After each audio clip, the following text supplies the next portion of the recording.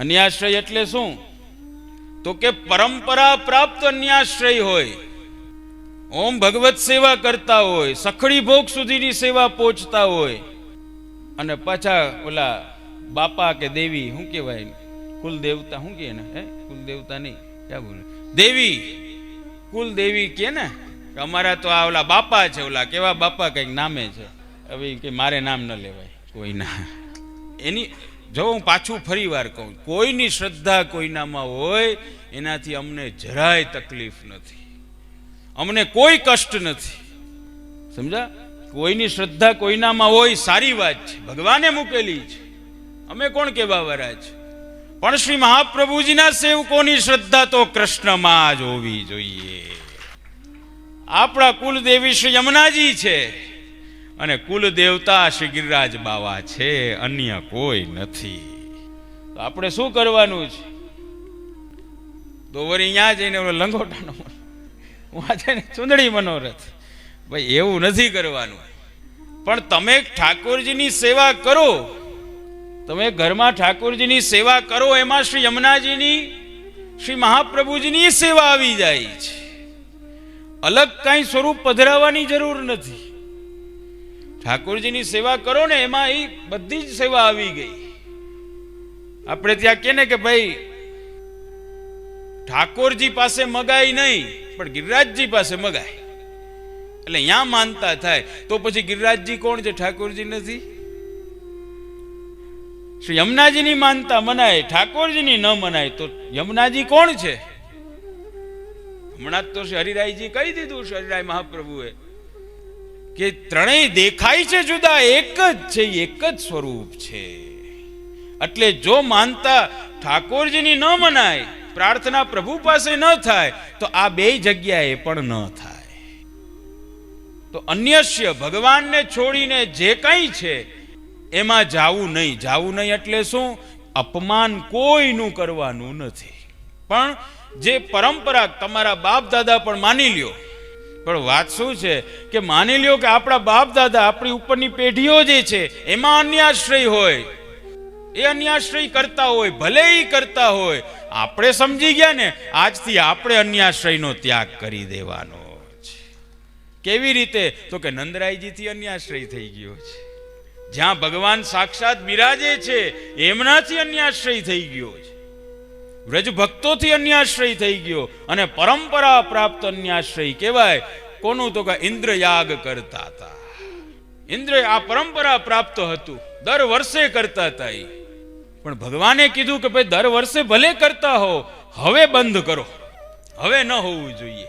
એટલે વરસાદે આવ્યો, કષ્ટ પણ થયું, એ જે અપરાધ થયો ને એનો દંડ પણ મળ્યો, પણ એનાથી ભગવાને જ એને છોડાવ્યા, ભગવાને જ રક્ષા કરી. એટલે આપણો આશ્રય જે છે ને પરંપરા પ્રાપ્ત માન્યો અન્યાશ્રય હોય, કોઈ દેવીનું પૂજન આપણા ઘરમાં ચાલતું હોય, આપણે તો પધરાઈ આવવાના છે. જે એના ઉપાસક હોય, જે એના ભક્તો હોય, એના ઘરે દેવીની મૂર્તિ પધરાઈ આવવાની છે આદરપૂર્વક. આપણા ઘરમાં તો કૃષ્ણ સિવાય હવે બીજો કોઈ વિષય હોવો જ નહીં. પણ નથી માનતા, નથી માનતા. ગણેશ ચોથની રાહ જોઈને બેઠા હોય, અને હવે નવું ચાલ્યું, મુંબઈથી આવ્યા છે અને લઈ આવ્યા, અને વૈષ્ણવો હવે ગણેશ સ્થાપન કરવા માંડ્યા. આ રીતે આપણે ત્યાં તો પુષ્ટિ માર્ગમાં જે મંગલ પ્રસંગ આવે ને, જે મંગલ પ્રસંગ આવે ને, એમાં જ ગણેશ સ્થાપન થાય, અને એ પણ મૂર્તિનું નથી થતું, સોપારીનું થાય છે. કોઈ દેવી દેવતાનો વિરોધ નથી, પૂરેપૂરો આદર છે. એ બધા પણ ભગવાનના સેવકો છે, એવો ભાવ આપણે રાખવાનો છે, પૂર્ણ આદર એનામાં રાખવાનો છે. પણ એની સામે જાવું, એની સામે પ્રાર્થના કરવી, એનો પ્રસાદ લેવો કે એના ભજનોમાં નાચવું, એ આપણા માટે અન્યાશ્રય છે. આજે આમ તમે તાળી વગાડો ને, એમાં તો અન્યાશ્રય છે. જયદેવ જયદેવ એવું છે ને, એવું કંઈક બોલે કે નહીં? તો એ જે છે પૂજા, એ જે ભજન છે, એ બહુ સારી વાત છે, ખોટું જરાય નથી. પણ વરી પાછું કહું, કે એ જે છે ને એ વસ્તુ આપણા માટે નથી, પણ જે એના અનન્ય ભક્ત છે એના માટે છે, વૈષ્ણવો માટે. જો આપણે વૈષ્ણવો માટે નથી એટલે શું કે આપણે આપણી જાતને વૈષ્ણવ માનતા હોઈએ તોય આપણા માટે નથી. આપણે આપણી જાતને જો વૈષ્ણવ માનીએ છીએ તો કૃષ્ણ સિવાય કોઈ આશ્રય આપણે આ મંગલ પ્રસંગોમાં આપણે એ અમારે ત્યાં પણ એમ જ હોય, વલ્લભકુળ બાલકોમાં અમારે ત્યાં પણ એમ જ હોય. ગણેશ સ્થાપન થાય, અમારે કાંઈ ચોથમાં નથી અમે ગણેશજીને પધરાવતા, સમજા, પણ અમારે ત્યાં ગણેશ સ્થાપન થાય, અને ગણેશ સ્થાપન થાય પછી કાર્ય પૂરું થઈ જાય. આપણે ત્યાં મહેમાન આવે તો હાથ ન જોડીએ? મહેમાન આવે તો આપણે ત્યાં હાથ જોડીએ. આજે આ પધરામણી છે ને, વૈષ્ણવો અમારી પધરામણી કરાવે, અને પધરામણી કરે ને પછી અમે એના ઘરે જાય એટલે અમે એકબીજા પૂછે હવે શું કરવાનું, હવે શું કરવાનું. એ એટલે ઓલા કે ઓલાને જે આવડતું એમ કે પેલા તિલક કરી દો, એટલે ઓલા તિલક કરવા, ઓલા પેલા આરતી ઉતારે આરતી ઉતારે. આજે પધરામણી જે છે ને એ પધરામણી અમે જે તમારે ત્યાં કરીએ છીએ એ પધરામણી શું છે? એ શું છે તો કે ગુરુ સ્થાનની વ્યક્તિ તમારા ઘરે પધારે છે ત્યારે વેદ કહે છે, શાસ્ત્ર કહે છે કે એનું પૂજન કરવું તમારો ધર્મ છે, કારણ કે તમે ગ્રહસ્થ છો એટલે એનું પૂજન થાય છે. જ્યારે એ કોઈ એવા જે વ્યક્તિ પધારે તમારે ત્યાં, ગુરુ સ્થાનની વ્યક્તિ પધારે ત્યારે એનું પૂજન કરો છો. અને દરેક પૂજનમાં દક્ષિણા હોય છે, એના વગર પૂજન એ અધૂરું હોય છે. આ યાદ રાખજો આ વાત.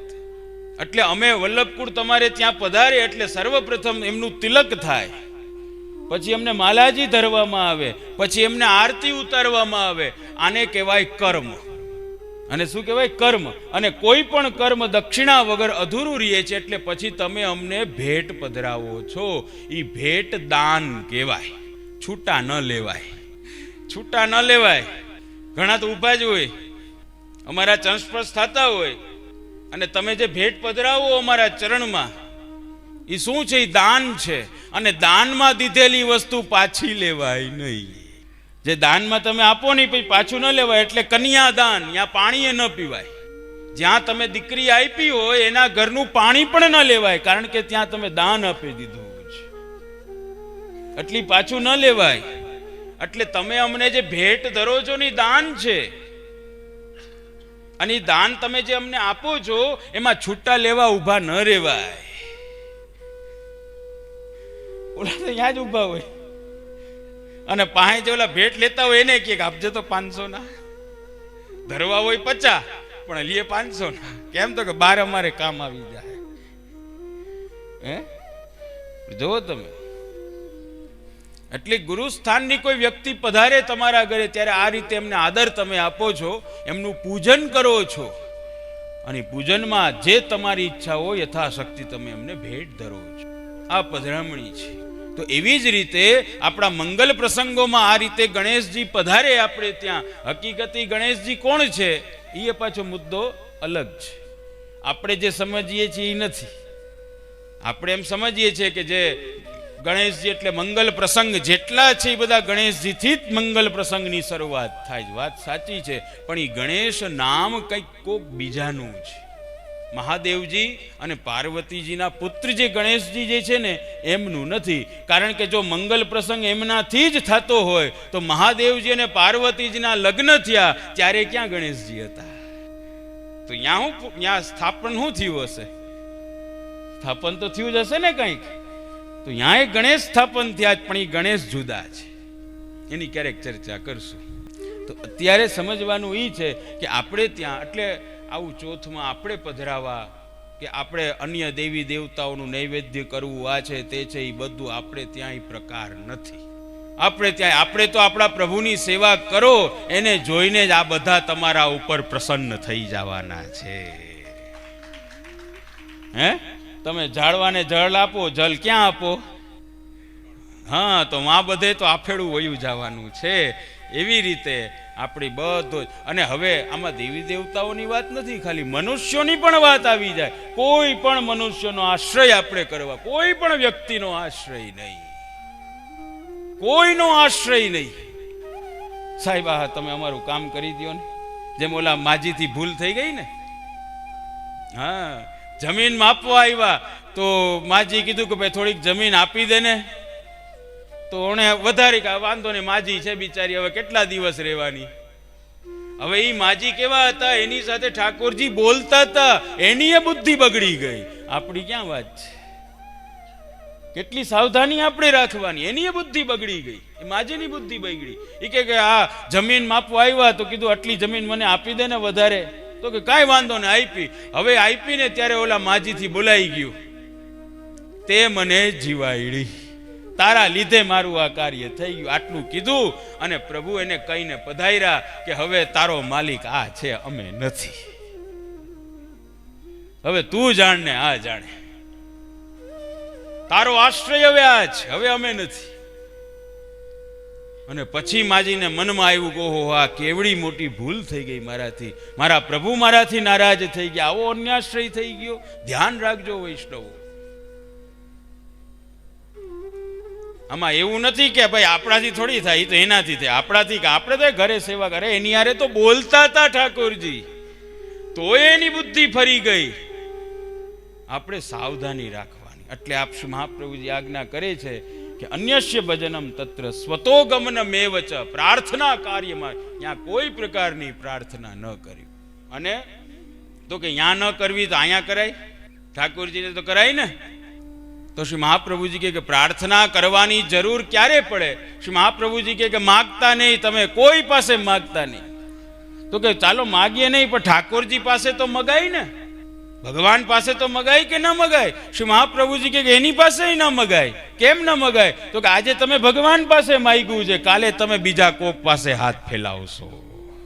અમારા પુષ્ટિ માર્ગના વૈષ્ણવ આટલા નબળા છે જ નહીં કે બીજા પાસે એમ હાથ ફેલાવે. આવું બને કેમ? કોઈ પાસે તમારે અભિમાનથી નહીં હો, પાછું એ ધ્યાનમાં રાખજો.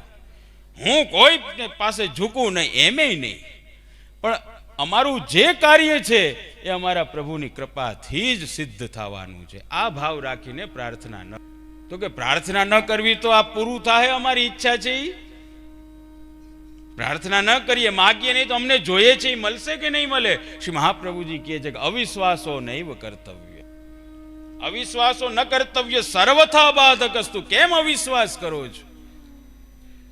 તમે માગ્યું તું કે તમને મનુષ્ય બનાવે, બન્યા કે ના બન્યા? તમે માગ્યું તું કે તમને વૈષ્ણવ પરિવાર મળે, નતું માગ્યું, છતાંય મળ્યું. તમે માગ્યું તું કે મારા ઘરે ઠાકોરજી બિરાજે, નતું માગ્યું, છતાંય પ્રભુ પધાર્યા. તમારી બધી જ ઈચ્છાઓ પ્રભુએ માગ્યા વગર જ પૂર્ણ કરી દીધી છે. તો હવે કેમ અવિશ્વાસ કરવો છે? જરા પણ વૈષ્ણવ અવિશ્વાસ ન કરતા, પ્રભુના સામર્થ્ય પ્રત્યે ક્યારેય અવિશ્વાસ નહીં કરતા. અવિશ્વાસો નૈવ કર્તવ્ય સર્વથા, આ બાધક છે અવિશ્વાસ. અને અવિશ્વાસ હોય ને ત્યારે પ્રાર્થના થાય. પ્રાર્થના માગવાની ઈચ્છા ક્યારે થાય? જ્યારે આપણને વિશ્વાસ ન હોય, આપણને એમ હોય કે ભાઈ મારે જે જોઈએ છે એને ખબર હશે કે નહીં. શ્રી મહાપ્રભુજી સમજાવે છે કે નાનું બાલક હોય અને એ રડે તો એની માં આવી અને એને દૂધ ન પીવડાવે એવું બનવાનું જ નથી. એમ તમે માગો અને જોઈ તમારી ભક્તિના અનુકૂળ હોય ને પ્રભુ ન આપે એવું બનવાનું જ નથી. કોઈ બાળકને એની માં ભૂખું રાખતું જ નથી, તો તમને કેમ એ પ્રભુ રાખી દે? ક્યારેય પણ એ નથી થવાનું. જેમ બાળકને વિશ્વાસ હોય છે ને, એની પાસે બીજા કોઈ સાધન નથી, ખાલી રડે અને એની માં કે આવું છું, ઓલો બાપ કે તો ના એ શાંત થાય. બાપ જો બોલે કે આ આવ્યો, એ કઈ શાંત ન થાય. પણ એની માં આવીને ખાલી સ્પર્શ કરે ને, જો એને સ્પર્શનો એને શબ્દ ખબર છે, એની અવાજને ઓળખે છે, એ સ્પર્શને ઓળખે છે. એની માં આવી અને એને સ્પર્શ કરે ને તો બાળક શાંત પડી જાય કે ના હવે મને મળી જશે, અને એને મળે જ છે. એવી રીતે જે આપણને આ અલૌકિક વસ્તુ, અલૌકિક ફળ આપી દેતા હોય ભગવાન, તો લૌકિક વસ્તુ મળવાની જ છે, એના માટે ચિંતા કરવાની જરૂર નથી. એટલે આપ કહે છે અવિશ્વાસો નહીં કર્તવ્ય. તો કેવો વિશ્વાસ રાખવો? અને અવિશ્વાસ કેવું છે? બ્રહ્માસ્ત્ર ચાતકો ભાવ્યો. બ્રહ્માસ્ત્ર અને ચાતક પક્ષી. બ્રહ્માસ્ત્ર હનુમાનજીને બાંધવા માટે ઓલાએ બ્રહ્માસ્ત્ર છોડ્યું અને હનુમાનજી બંધાઈ ગયા. કારણ કે બ્રહ્માસ્ત્ર એવું છે ને કે એની સામે તમે થાવ તો ઓર ઉગ્ર થાય, એની સામે આપણે ન ઊભા રહી શકીએ. એટલે એ બંધાઈ ગયા હનુમાનજી એનાથી. પણ ઓલાને વિચાર આવ્યો કે ભાઈ હનુમાનજી તો આવા શક્તિશાળી છે અને આ ખાલી આટલા દોરામાં બંધાઈ જશે. આટલો અવિશ્વાસ આવ્યો અને અવિશ્વાસના કારણે હનુમાનજી બંધનમાંથી છૂટી ગયા. તો આટલો પણ અવિશ્વાસ કૃષ્ણ માટે વૈષ્ણવો ક્યારેય લઈ આવતા નહીં. આટલો પણ અવિશ્વાસ ન કે અમારા પ્રભુ કરી શકશે, અમને જે જોઈએ છે એ આપશે, એટલો અવિશ્વાસ જરા પણ ન રાખતા. પણ ચાતક પક્ષી જેવો તમે વિશ્વાસ રાખજો. મહાપ્રભુજી કહે છે ચાતક પક્ષી. ચાતક પક્ષી એટલે કેવું? તો કે ચાતક પક્ષી એટલે એવું પક્ષી છે કે અમુક નક્ષત્રમાં પડેલું પાણી જે છે ને એ જ પીવે છે, બીજું કોઈ પાણી પીતું નથી. એની એક કથા આવે છે કે ચાતક પક્ષીના મનમાં આવ્યું કે ભાઈ અમે તો અમારી પરંપરાને નિભાવી છે, અમારા છોકરાઓને અમે કહીએ કે ભાઈ આપણી આ પરંપરા છે કે આ નક્ષત્રનું પાણી વરસે એ જ પાણી પીવાનું, બીજું કોઈ પાણી પીવાનું નથી. એના છોકરાઓને બોલાવ્યા કે છોકરાઓ તમારે બીજું કોઈ પાણી ન પીવું, મરી જાજો પણ પાણી નહીં પીતા બીજું. એટલે છોકરાએ પ્રશ્ન કર્યો કે બાપુજી આના સિવાય બીજું પાણી છે? અમને તો ખબર જ નથી, આના સિવાય બીજું કઈ છે એ અમને ખબર જ નથી. આ તમે કીધું એટલે ખબર પડી કે બીજું એ પાણી હોય. એટલો વિશ્વાસ પ્રભુ ઉપર તમે વૈષ્ણવો રાખજો. આ અષ્ટાક્ષર મંત્ર ઉપર એટલો વિશ્વાસ રાખજો, શ્રી મહાપ્રભુજી ઉપર અને આપણા શ્રીજી બાવા ઉપર એટલો વિશ્વાસ તમે રાખજો જેમાં ચાતક પક્ષી વિશ્વાસ રાખે છે તો એ ભૂખું રહેતું નથી. એની જે ઈચ્છા છે એ પૂર્ણ પ્રભુ કૃપાથી થાય છે. અને છેલ્લે આપ આજ્ઞા કરે છે કે જે ઉચ્ચ કાર્ય હોય, સમજા આપણા માટે જરૂરી કાર્ય હોય અને એક આપણા માટે જરૂરી ન હોય પણ કરવાના હોય, એવા દરેક કાર્યમાં ભગવદ આશ્રયનો વિચાર કરવો. તો આપણા માટે જરૂરી કાર્ય કયા છે? તો શ્રી મહાપ્રભુજી કહે છે કે ભગવદ ભક્તિ સિવાય બીજા કોઈ જરૂરી કાર્ય નથી. વૈષ્ણવો માટે ભગવદ ભક્તિ સિવાય બીજા કોઈ કાર્ય જરૂરી નથી. અને બીજા જે કોઈ કાર્ય છે, આપણા લૌકિક વૈદિક જેટલા પણ કાર્ય છે એ પણ બધા કરવાના છે, મૂકવાના એકઈને નથી. એ કરવાના જ છે એ બધા કાર્ય, પણ એમાં પ્રેમ આસક્તિ રાખ્યા વગર, એનો આગ્રહ રાખ્યા વગર આપણે એ બધા કાર્ય કરવાના છે. પણ આપણો આશ્રય અને આપણો આગ્રહ તો ભગવદ કાર્યને કરવા માટે જ રાખવાનો છે. એમ સમજાવીને શ્રી મહાપ્રભુજી આજ્ઞા કરે છે કે આ કલિકાલ છે. આ કલિકાલમાં એવમ આશ્રયણ પ્રોક્તમ સર્વેષામ સર્વદા હિતમ કલો ભક્ત્યાદિ માર્ગાહિ દુસાધ્યા ઇતિ મે મતિ સર્વ માર્ગેષુ નષ્ટેષુ કલૌ ચ ખલ ધર્મિણી પાષંડ પ્રચુરે લોકે કૃષ્ણ એવ ગતિર્મમ. શ્રી મહાપ્રભુજી કહે છે કે આ કલિકાલ છે અને આ કલિકાલમાં આ બધા કાર્ય જેટલા પણ ઉદ્ધારના રસ્તાઓ છે ને એ બધા હવે નષ્ટ થઈ ગયા છે. એવમ આશ્રયણ પ્રોક્તમ સર્વેષામ સર્વદા હિતમ. અને આ ભગવદ આશ્રયનો જે માર્ગ તમને બતાવ્યો છે એ બધી જ રીતે અને કાયમી માટે તમારા માટે સુખકારી છે અને તમારું હિત કરવા વાળું છે. તમે વૈષ્ણવો માની લો કે આ કલિકાલમાં ન જન્મો. આપણે બધા તો કલિકાલમાં જન્મા છીએ. આ સમયમાં ન જન્મા હોત અને સત્યયુગમાં જન્મા હોત તો આપણે સત્યયુગમાં જન્મા હોત તો આપણે શું કરવાનું હતું? તો શ્રી મહાપ્રભુજી કહે કે સત્યયુગમાં પણ વૈષ્ણવો માટે તો કૃષ્ણાશ્રય જ છે, બીજો કોઈ આશ્રય નથી. તમે ત્રેતામાં જન્મો, તમે દ્વાપરમાં જન્મો, કોઈ પણ કાલમાં તમે જન્મો, તમારા માટે તો આ કૃષ્ણનો આશ્રય કરવો આપણા માટે કૃષ્ણનો આશ્રયથી વધારે બીજી કોઈ વસ્તુ નથી. આમ કહી અને આ મહાપ્રભુજી શરણાગતિનું સ્વરૂપ આપણને સમજાવ્યું છે. અને હવે સમય તો છે ને, અને હવે આગળ શ્રી મહાપ્રભુજી આપણને કહે છે, શ્રી ગુસાઈજી સમજાવે, બહુ સરસ મજાની વાત સમજાવે કે કૃષ્ણમાં પ્રેમ પ્રગટ કરવા માટે આ ભગવદ આશ્રય છે. કૃષ્ણમાં પ્રેમ પ્રગટ કરવા માટે ભગવદ આશ્રય છે. આપણી ભક્તિને દ્રઢ કરવા માટે ભગવદ આશ્રય છે. તો હવે શ્રી ગુસાઈજી આગળ એક બહુ સુંદર મજાની વાત કરે છે. શ્રી ગુસાઈજી કહે છે કે મંત્ર ઉપાસના વૈદિક તાંત્રિક દીક્ષા અર્ચનાદિ વિધિભીર્ય અસ્પૃષ્ટો રમતે નિજ ભક્તેષુ સમેસ્તુ સર્વસ્વમ. શ્રી ગુસાઈજી સમજાવે છે કે મંત્ર ઉપાસના વૈદિક તાંત્રિક દીક્ષા અર્ચનાદિ વિધિભીર્ય અસ્પૃષ્ટો. અમારા કૃષ્ણચંદ્ર કેવા છે